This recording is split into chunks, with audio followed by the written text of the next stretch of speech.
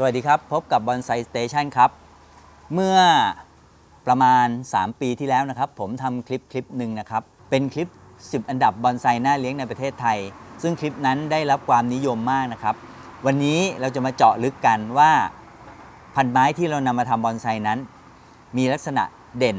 ข้อดีอย่างไรในการทำบอนไซนะครับวันนี้เรามาเจาะลึก10อันดับนั้นกันครับอันดับที่10เป็นต้นเพมน่าเป็นพันไม้ที่นิยมทำบอนไซกันมาหลายปีแล้วนะครับลักษณะทั่วไปของเพมน่านะครับเพมน่าทั่วไปเนี่ยจะมีอยู่2อย่างในบ้านเรานะครับเป็นเพมน่าไทยและเพมน่าไต้หวันเพมน่าไทยเป็นเพมน่าที่เกิดในประเทศไทยนะครับมีโครงสร้างอยู่ในประเทศไทยมีอยู่แถบทางป่าชายเลนแล้วก็ในเกาะในทะเลนะครับซึ่งโดยทั่วไปเนี่ยจะอยู่ทางริมทะเลนะฮะทางจังหวัดตราดพวกนี้มีทางจันทบุรีพวกนี้นะครับแต่ว่าทางใต้เนี่ยจะเยอะมากนะครับทางใต้เนี่ยเท่าที่ผมไปสัมผัสมาเนี่ยจะมีอยู่ทางป่าชายเลนในป่าปาล์มในริมน้ำหรือในเกาะนะครับโครงสร้างพวกนี้จะเป็นโครงสร้างที่เก่าแก่และมีซากนะครับเป็นลักษณะออกธรรมชาตินะฮะมีหลากหลายรูปทรงนะครับแล้วแต่จินตนาการนะครับเรานิยมเอาเพมน่าไทยนั้นมาเสียบใบไต้หวันนะฮะเนื่องจากเพมน่าใบไต้หวันเนี่ยเขาจะมีใบเล็กนะครับมีลักษณะใบที่เล็กกลมเป็นมันนะครับเพมน่าไต้หวันเนี่ยเป็นเพมน่าที่สายพันธุ์เนี่ยเข้ามาจากไต้หวันเรามาจากการปักชำนะครับระยะหลังเนี่ยเราใช้มาจากกิ่งตอนนะครับกิ่งตอนจัดรากลงดินนะครับหรือนำเพมน่าไต้หวันเนี่ยมาทำเป็นไม้เกาะหินซึ่งคุณสมบัติพวกนี้เป็นคุณสมบัติเด่นเลยนะของเพมน่าไต้หวันคือนำมาเกาะหินได้จัดรากได้การจัดรากแล้วนำไปลงดินหรือปลูกในกระถางเนี่ยจะทำให้เพมน่าเนี่ยโตเร็วนะครับเพมน่าทั้งเพมน่าไทยและเพมน่าไต้หวันลักษณะจะคล้ายๆกันนะครับคือผิวพรรณเนี่ยคล้ายๆกันใบจะมีกลิ่นนะครับแล้วก็มีดอกออกดอกตรงปลายนะฮะซึ่งดอกเนี่ยเขาจะไม่เด่นนักการออกดอกของเพมน่าเนี่ยเราจำเป็นต้องตัดทิ้งไปนะฮะในกรณีที่เรากำลังเลี้ยงให้เพมน่าเจริญเติบโตเนี่ยนะครับโครงสร้างเพมน่าของไทยเนี่ยจะเป็นโครงสร้างจากธรรมชาติจะมีซากอยู่ในตัวนะครับซึ่งซากของเขาเองก็เนื้อแข็งนะครับพอๆกับเทียนทะเลนะครับซึ่งเพมน่าไทยเนี่ยพอเรานำมาเสียบไต้หวันปัจจุบันนี้ก็มีอีกตัวหนึ่งนะฮะมาเสียบเป็นตัวใบแหลมนะฮะเพมน่าใบแหลมลักษณะเด่นหลักๆเลยของเพมน่าเนี่ยนะครับใบเขาจะใหญ่แต่พอเรามาตัดหรือลิดใบครั้งเดียวเนี่ยใบเขาจะเล็กลงโดยเฉพาะเพมน่าไต้หวันเนี่ยจะเล็กลงเหลือเล็กนิดเดียวเองนะครับทั้งที่ในช่วงสร้างเนี่ยใบเขาจะใหญ่มากนะครับเช่นเดียวกับเพมน่าไทยเหมือนกันนะครับเราสามารถทำให้เล็กลงได้ด้วยการลิดใบนะครับแต่ว่าเขาจะเล็กลงอย่างช้าๆนะครับไม่เล็กได้อย่างเพมน่าไต้หวันข้อดีของเพมน่าอีกอย่างหนึ่งก็คือเขาจะมีข้อถี่นะครับข้อของเขาเนี่ยถี่พอข้อของเขาถี่เนี่ยทำให้ข้อของเขากระชับซึ่งเป็นคุณสมบัติเด่นของการทำบอนไซนะครับจุดเด่นอีกอย่างหนึ่งของเพมน่านะครับก็คือกิ่งเขาเหนียวนะเข้าง่ายเข้าลวดได้ง่ายนะครับเข้าลวดดัดทิศทางได้ง่ายกิ่งไม่หักง่ายนั่นเองนะครับผิวเรียบเนียนสวยที่ผมเลี้ยงเองเนี่ยนะครับผมทำเพมน่าเนี่ยมันจะโตเร็วมากนะครับเพราะฉะนั้นเราต้องดูแลให้ดีนะครับเทคนิคพิเศษในการเลี้ยงเพมน่านะครับโดยส่วนตัวผมเองเนี่ยเลี้ยงเพมน่ามายาวนานพอสมควรนะครับก็จะได้ประสบการณ์นะครับเทคนิคพิเศษเนี่ยของการเลี้ยงเพมน่านะครับเวลาเราเข้าลวดเพมน่าเนี่ยนะฮะเราสามารถเข้าได้เลยตั้งแต่กิ่งมันยังเขียวๆอยู่นะครับเพราะว่าบางครั้งเพมน่าพอมันแตกกิ่งมากิ่งเขียวยาวเลยนะครับโดยทั่วไปไม้ชนิดอื่นๆเนี่ยถ้ากิ่งยังเขียวอยู่เราจะไม่ค่อยเข้าลวดกันแต่ถ้าเพมน่านะครับกิ่งเขาจะค่อนข้างใหญ่เราเข้าลวดได้เลยนะครับเข้าลวดเพมน่าเหมือนกันนะครับเข้าลวดโดยเทคนิคส่วนตัวของผมเองผมจะเข้าลวดขนาดเท่ากับกิ่งนะครับโดยทั่วไปเราทำบอนไซกันนะครับหลักการมันก็จะบอกว่าขนาดของลวดเนี่ยจะประมาณครึ่งหนึ่งหรือ1 ใน 3ของขนาดกิ่งนะครับแต่ว่าผมทำเพมน่าเนี่ยเพมน่าเป็นไม้โตไวนะครับผมก็จะใช้ขนาดเท่ากับกิ่งเพื่อเข้าลวดเลยนะครับเพราะพอเขาโตไปเนี่ยน้ำหนักใบเขาจะใหญ่มากนะช่วงที่เลี้ยงให้สมบูรณ์เนี่ยใบเขาจะใหญ่มากพอใบใหญ่มากกิ่งใหญ่มากเนี่ยเขาจะมีน้ำหนักที่เยอะนะครับก็จะทำให้ลวดเนี่ยประคองไม่อยู่บางครั้งเราจำเป็นต้องใช้ไม้ไผ่ปักเสริมยึดเอาไว้นะครับเพื่อช่วยให้เพมน่านั้นมี ลักษณะกิ่งเป็นอย่างที่เราต้องการนะครับไม่หักนะครับอันนี้เป็นเทคนิคในการเลี้ยงนะครับดอกที่ออกมาเนี่ยเขาจะออกตรงปลายกิ่งเราใช้การตัดทิ้งเอานะครับแล้วก็ใบใหญ่นะครับใบใหญ่ของเพมหน้าเนี่ยเราเลี้ยงไปในช่วงที่เราต้องการให้เขาเจริญเติบโตนะครับเมื่อเราซอยไปแล้วหรือเราตัดทิ้งไปแล้วเนี่ยแตกใบครั้งต่อไปเขาจะเล็กเลยนะครับเมื่อเราสร้างเพมหน้าได้แล้วเนี่ยนะครับไม่ว่าจะเป็นไม้เกาะหินหรือไม้ทรงต้นหรือทรงอะไรก็แล้วแต่นะครับเมื่อเราสร้างรายละเอียดของเพมหน้าแล้วนะครับสร้างได้แล้วได้พุ่มแล้วเนี่ยพุ่มของเขาเนี่ยจะแตกกิ่งเยอะมากนะครับเพราะฉะนั้นการซอยพุ่มของเพมหน้าเนี่ยอย่างน้อยเดือนละครั้งจำเป็นต้องซอยพุ่มเอาไว้เปิดช่องว่างเอาไว้นะครับที่เราเปิดช่องว่างเอาไว้เพราะว่าให้แสงแดดเข้าถึงนะครับแล้วก็ลดปริมาณของใบของเขาลงถ้าใบของเขาแน่นมากนะครับปริมาณพุ่มใบเขาแน่นมากแสงแดดไม่ถึงพุ่มข้างในพุ่มข้างในจะทิ้งกิ่งไม้ข้างในจะทิ้งกิ่งนะครับแล้วก็เป็นที่สะสมของโรคและแมลงได้นะครับอันนี้เป็นลักษณะเด่นของเพมหน้าซึ่งเพมหน้าพอสร้างมาแล้วนะครับสร้างจบเป็นฟอร์มแล้วเนี่ยซอยพุ่มง่ายนะครับแยกชั้นของพุ่มเนี่ยง่ายเพราะว่าใบเขาแน่นนะครับแล้วข้อถี่นะโอกาสตัดไปไม่นานเขาจะแตกพุ่มให้โตเร็วเป็นไม้ที่โตเร็วสร้างเป็นบอนไซเนี่ยใช้ระยะเวลาสร้างที่ไม่นานนะครับเพราะฉะนั้นลักษณะเด่นของเพมหน้านะครับจะพอสรุปได้ว่า1เขามีข้อถี่ใบเล็กนะครับเป็นลักษณะเด่นของเพมหน้ากิ่งเหนียวนะครับเข้าลวดดัดได้ง่ายโตไวครับช่วงที่เราสร้างบอนไซเนี่ยเราจะสร้างกิ่งต่อยอดต่อเขียงพวกนี้เขาจะโตไวนะครับแล้วที่สำคัญคือเขาอยู่ได้ในดินแทบทุกชนิดนะครับส่วนตัวผมเองที่ผมปลูกนะครับผมก็ใช้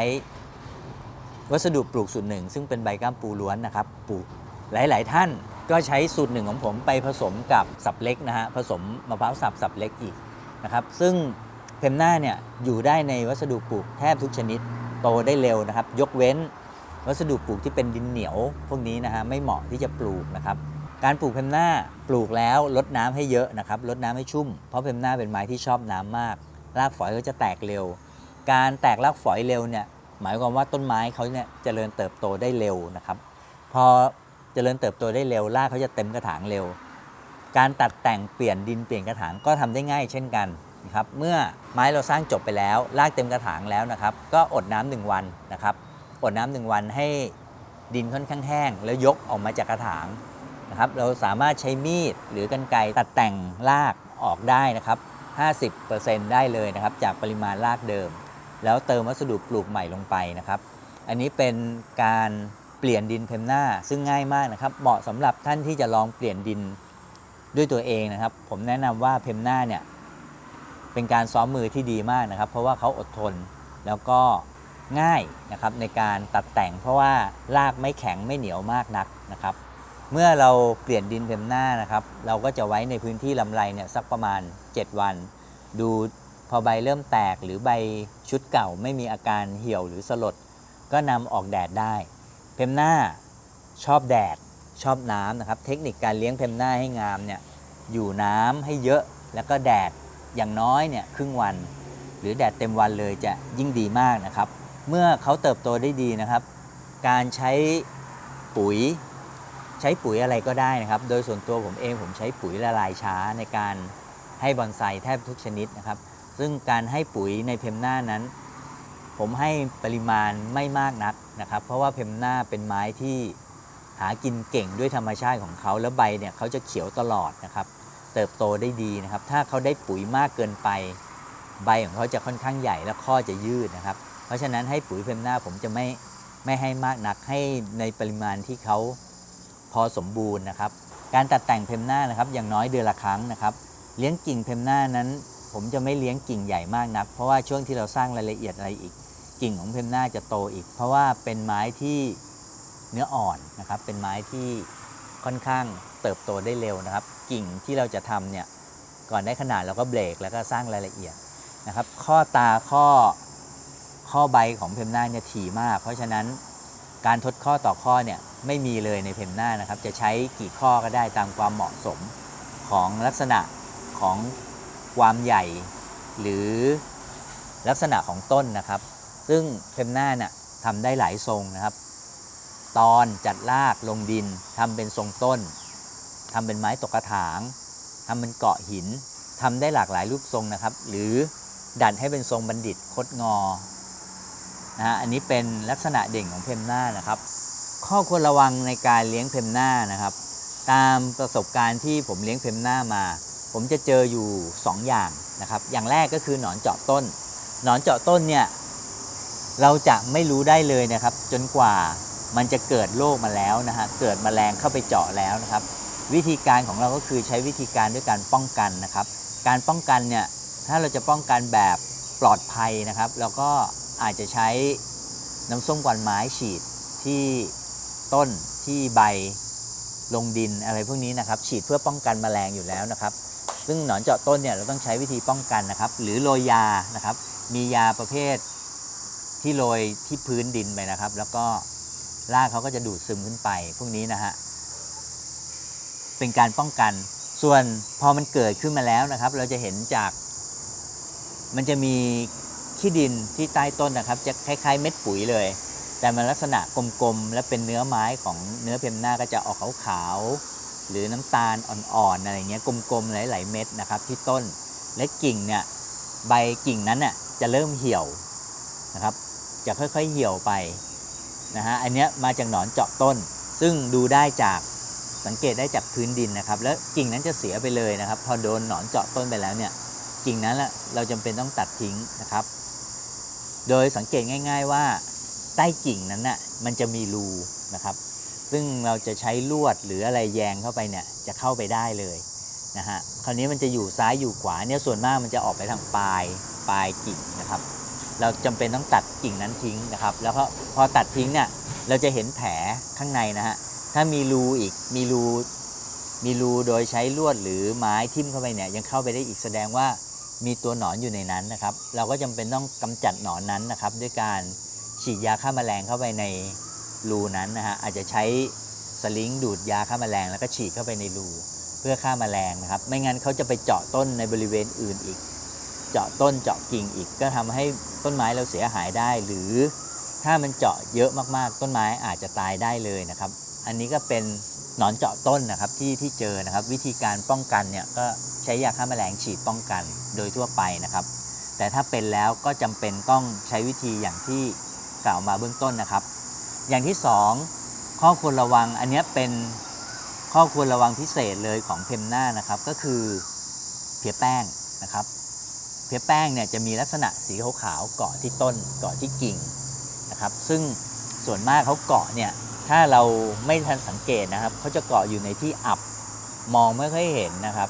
อยู่ใต้กิ่งบ้างอยู่ใบทึบๆเนี่ยอยู่ในกิ่งบ้างนะครับพวกเนี้ยเราจะมองไม่ค่อยเห็นเพลี้ยแป้งนะครับลักษณะของเขาจะเป็นสีขาวๆนะครับเหมือนแป้งเลยนะครับเกาะอยู่เต็มเลยนะครับถ้าปล่อยให้มันระบาดมันก็จะขึ้นลามไปเรื่อยทั้งต้นนะครับอันเนี้ยมันจะไปดูดน้ำเลี้ยงทำให้ต้นไม้โทรมและตายได้นะครับการรักษาเพลี้ยแป้งเนี่ยก็ใช้อยู่หลายอย่างหลายวิธีนะครับวิธีคล้ายๆกันนะครับแต่ว่าขั้นตอนต่างๆเนี่ยมันจะเปลี่ยนไปนะครับอย่างเมื่อก่อนเนี้ยครั้งแรกเลยพอผมเจอเพลี้ยแป้งเนี่ยผมก็จะใช้ยาฆ่าแมลงแล้วก็จุ่มด้วยแปรงสีฟันและขัดนะครับขัดออกนะฮะแล้วก็ขัดซ้ำอีกถ้ายังไม่หายนะครับมาครั้งหลังเนี่ยผมก็ใช้วิธีนั้นนะครับคือใช้ยาฆ่าแมลงผมจะฉีดยาฆ่าแมลงทิ้งเอาไว้ก่อนนะครับฉีดไว้ก่อน1วันนะครับการฉีดยาฆ่าแมลงไม่ว่าจะเป็นพันไม้ชนิดใดนะครับฉีดในช่วงเช้าหรือช่วงเย็นนะครับห้ามฉีดในเวลาที่แสงแดดจัดเพราะฉะนั้นผมจะฉีดทิ้งเอาไว้ก่อนนะครับแล้ววันต่อมาผมก็จะใช้น้ำยาล้างจานเนี่ยครับผสมน้ำแล้วก็จุ่มใช้แปรงขัดออกในบริเวณที่เป็นนะครับขัดออกให้หมดให้เห็นเนื้อไม้เลยนะครับให้ขาวๆของเขาออกหมดทั้งต้นนะครับแล้วจำเป็นต้องดูให้หมดนะครับเพราะว่าของเขาเนี่ยค่อนข้างที่จะอยู่แอบหลบตามากๆนะครับหลังจากผมขัดเสร็จแล้วนะครับผมก็จะใช้เครื่องฉีดที่เราฉีดล้างรถพวกนี้ฮะเครื่องฉีดแรงดันสูงนะครับแต่ว่าผมจะปรับน้ำให้มันบานๆหน่อยนะครับแล้วก็ฉีดล้างต้นอีกทีหนึ่งทั้งต้นเลยผมใช้คำว่าทั้งต้นเลยนะครับฉีดทั้งต้นเลยทั้งใบทั้งกิ่งทั้งอะไรพวกนี้ฉีดให้ต้นขาวเลยนะครับคือขาวหมายถึงว่าเห็นเป็นเปลือกเนื้อไม้เลยนะครับหลังจากนั้นผมก็จะฉีดไล่ที่หน้าดินอีก ไล่หน้าดินอีกนะครับให้ตัวเพลียแป้งเนี่ยหลุดออกไปนอกกระถางเลยนะครับอันนั้นเป็นวิธีการรักษาของผมนะครับแล้วก็ต้องสังเกตดูตรงที่ขึ้นนะครับว่าเขาขึ้นอยู่ตรงไหนนะครับส่วนมากเนี่ยเขาขึ้นอยู่บริเวณที่เรามองไม่ค่อยเห็นนะครับซอกกิ่งซอกใบนะครับบางทีอยู่ในรากอยู่ในมุมอับนะครับในบริเวณช่องแคบๆที่เป็นช่องว่างของต้นไม้เล็กๆน้อยๆเนี่ยเขาจะไปอยู่ตรงนั้นเรามองไม่เห็นนะครับก็ใช้เครื่องฉีดแรงดันสูงเนี่ยฉีดออกให้หมดล้างต้นให้สะอาดเลยนะครับแล้วก็ฉีดล้างที่หน้าดินด้วยครับหลังจากนั้นก็ใช้ยาฆ่าแมลงฉีดซ้ำไปอีกทีหนึ่งนะครับฉีดซ้ำไปที่ต้นอีกครั้งหนึ่งนะครับแล้วก็ฉีดลงที่พื้นดินด้วยผมใช้คำว่าที่พื้นดินด้วยนะครับเพราะว่าบางทีเนี่ยเพี้ยไปอยู่ในพื้นดินด้วยไปอยู่ใต้ดินอีกนะครับไปเกาะที่รากหลังจากที่เรารักษาเขาไปแล้วด้วยวิธีดังกล่าวแล้วนะครับยังจำเป็นต้องระมัดระวังเขาต่อไปนะครับอีกอย่างหนึ่งก็คือเวลาเราลดน้ำนะครับเพมน่านะครับเราลดน้ำลดฉีดใบไปด้วยลดฉีดใบฉีดต้นไปด้วยนะฮะก็เป็นการช่วยลดโรคลดแมลงพวกนี้ไปได้ในระดับหนึ่งนะครับเมื่อเรารักษาเขาไปแล้วนะครับก็ยังจำเป็นต้องระมัดระวังดูแลเขาต่อนะครับถ้าต้นยังโทรมอยู่ทั้งที่บริเวณด้านบนต้นเนี่ยไม่มีเพี้ยมีอะไรเกาะรบกวนแล้วนะครับเราก็ต้องอดน้ำสักวันหนึ่งแล้วก็ยกตุ้มขึ้นมาดูนะครับบางครั้งเพี้ยมันไปอยู่ในดินอีกนะครับพอไปอยู่ในดินวิธีที่เราจะทำได้ก็คือการเปลี่ยนดินนะครับเพมน่าเปลี่ยนดินเมื่อมีเพี้ยเนี่ยเราล้างรากได้นะครับใช้น้ำฉีดล้างรากเอาดินเก่าออกนะครับแล้วก็ตัดแต่งรากก็จะทำให้เพี้ยมันหมดไปนะครับหลังจากนั้นเมื่อเปลี่ยนดินแล้วก็ช่วงนี้เป็นช่วงที่ต้องระมัดระวังต้องให้ยาบ่อยนิดนึงนะครับยาฆ่าแมลงนะครับยาฆ่าแมลงก็ตามร้านเคมีเกษตรทั่วไปนะครับเขาจะมียาฆ่าเพี้ยแป้งนะครับซึ่งการให้ยา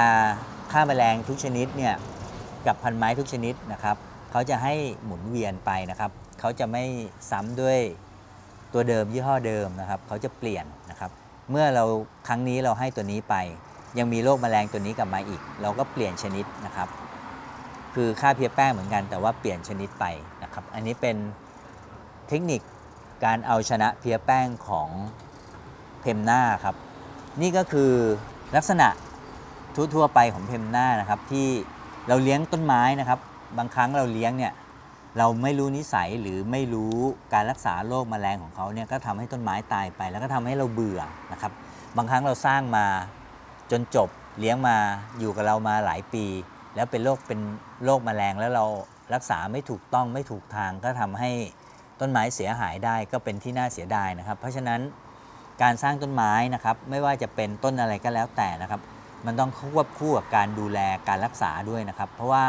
ต้นไม้ก็เหมือนคนทั่วๆไปนะครับมีวันที่จะเจ็บป่วยนะครับมีวันที่จะตายจากนะครับอันนั้นเป็นธรรมดานะครับเพียงแต่ว่าเมื่อเขาเจ็บป่วยแล้วเราสามารถรักษาตามอาการของเขาได้นะครับและที่รักษาง่ายที่สุดคือเมื่อเขาเริ่มเป็นแต่ทางที่ดีคือการป้องกันนะครับการป้องกันไม่ให้เพมน่ามีโรคแมลงก็คือให้ยาฆ่าแมลงนั่นเองนะครับป้องกันเอาไว้นะครับถ้าจะให้ปลอดภัยก็ใช้เป็นน้ำส้มควันไม้ครับซึ่งน้ำส้มควันไม้ก็ให้ทีหน่อยนะครับ7 วัน 10 วันทุก7 วันหรือ10 วันนะครับส่วนยาฆ่าแมลงต่างๆนั้นตามฉลากข้างขวดข้างกล่องนะครับอันนี้จะกำหนดไม่ได้ว่าทุกกี่วันนะฮะมันแล้วแต่คุณสมบัติของยาแต่ละชนิดไม่เหมือนกันนะครับเมื่อเราดูแลต้นไม้ได้ทำต้นไม้ได้ต้นไม้ก็จะอยู่กับเราอย่างยืนยาวนะครับเพราะว่าการสร้างบอนไซต้นหนึ่งเนี่ยต้องใช้เวลานานนะครับการดูแลรักษาจึงเป็นสิ่งสำคัญนะครับไม่ว่าจะเป็นต้นใดพันธุ์ใดก็แล้วแต่นะครับถ้าเรารู้นิสัยของเขาอย่างดีเนี่ยนะครับเราก็จะสามารถเลี้ยงเขาได้อย่างยืนยาวนะครับวันนี้เป็นเพมน่านะครับซึ่งเป็นพันธุ์ไม้ที่เรานิยมในการทำบอนไซนะครับไม่ว่าจะเล็กกลางใหญ่เนี่ยเพมน่าสามารถเป็นพันธุ์ไม้ที่เหมาะในการทำบอนไซทั้งหมดทั้งสิ้นนะครับอันนี้ก็เป็นอันดับ10นะครับในคลิปต่อไปจะเป็นอันดับ9นะครับเป็นต้นม่วงเจริญซึ่งผมจะนำคุณสมบัติข้อดีของม่วงเจริญและเทคนิคต่างๆในการเลี้ยงม่วงเจริญให้ยืนยาวในคลิปต่อไปครับสำหรับวันนี้สวัสดีครับ